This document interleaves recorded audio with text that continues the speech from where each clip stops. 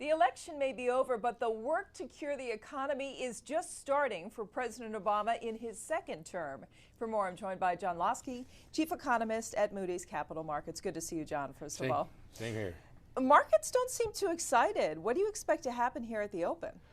Well, right now, the attention is going to turn from the election to how do we resolve the forthcoming fiscal cliff, and quite soon we have to focus on how quickly Washington will be able to lift the federal debt ceiling. So there is still an elevated level of uncertainty related to politics that markets must deal with. Let's tackle the fiscal cliff first, because President Obama has said that is going to be his first order of business. It could include higher taxes.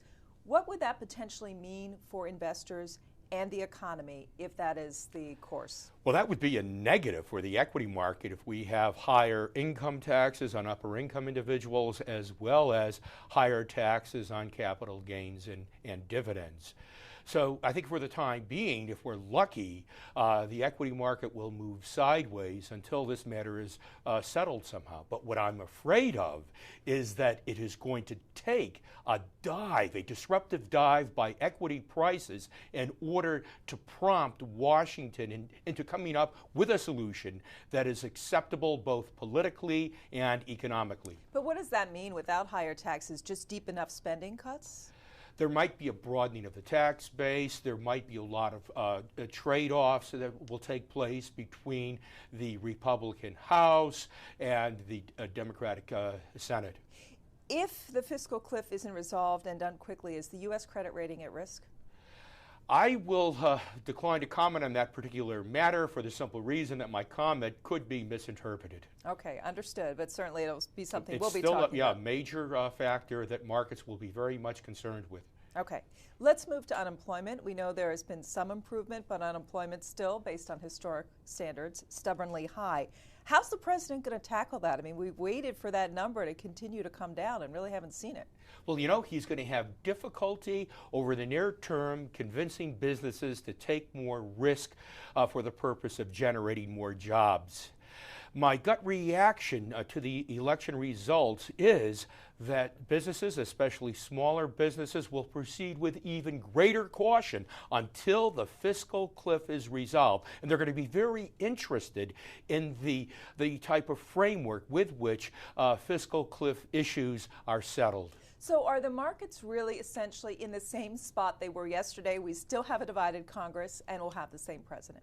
Precisely, but I think they're a little bit worse off because the hope that there might be a change in presidential leadership that could lead to a more favorable resolution of fiscal cliff matters has been extinguished. Do you think anything realistically is going to get done on the fiscal cliff or the deficit given the outcome of the election and the fact that there is such division? Not anytime soon, and unfortunately, as I said earlier, getting to some sort of solution may demand some goading from the financial markets. And the sad fact is that such goading would probably involve sharply lower equity prices and significantly wider credit spreads. I'm going to assume, though, that interest rates are going to remain extremely low.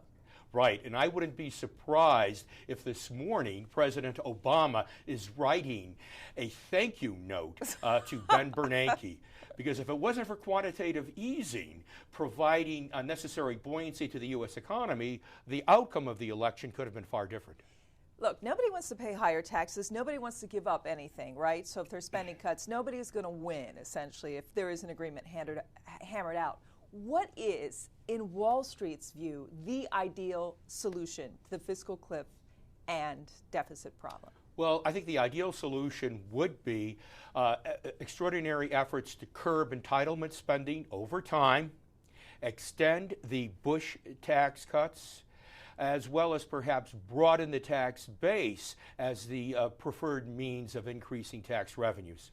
Before I let you go, you said to basically keep an eye on this possible equity sell-off that might prompt action from Washington. What would prompt that sort of dramatic move, and could it happen soon?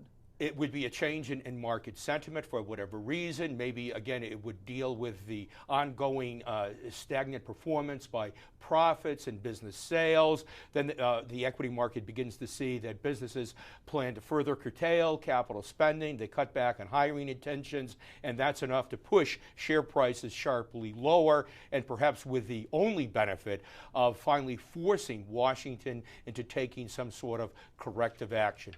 Moody's John Lonsky, good to talk to you. Thanks, John. Same here. I'm Rhonda Schaffler. This is Reuters.